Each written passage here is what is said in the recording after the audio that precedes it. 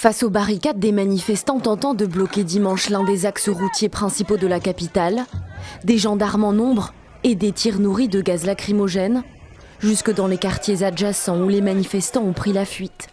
Leur grief, le report de la présidentielle du 25 février, annoncé par Macky Sall quelques heures avant l'ouverture officielle de la campagne. On ne fait que se défendre. Il a osé, il a tripoté là, il tripote la Constitution, il tripote les journaux, il tripote la population. Il fait tout ce qu'il faut pour nous mettre en mal.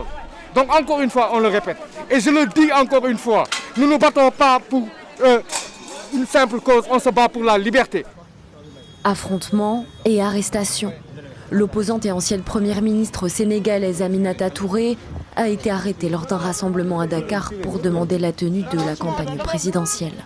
Madame la présidente Aminata Touré est en train d'être arrêtée comme ça. Tout comme la candidate Anta Babacar Ngom, arrêtée elle aussi selon son directeur de campagne.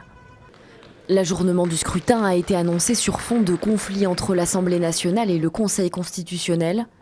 Les députés examinent ce lundi matin une proposition de loi déposée par le groupe parlementaire du Parti démocratique sénégalais, emmené par l'opposant Karim Wade.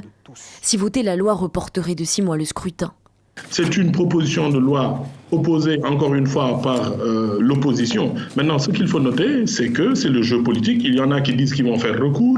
Il y a une partie de l'opposition qui soutient cette proposition de loi. On est une démocratie. En tout cas, la position du président de la République, c'est de faire en sorte qu'il y ait un dialogue.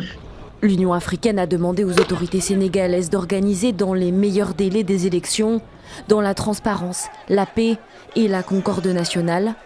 C'est la première fois depuis 1963 qu'une présidentielle au suffrage universel direct est reportée au Sénégal.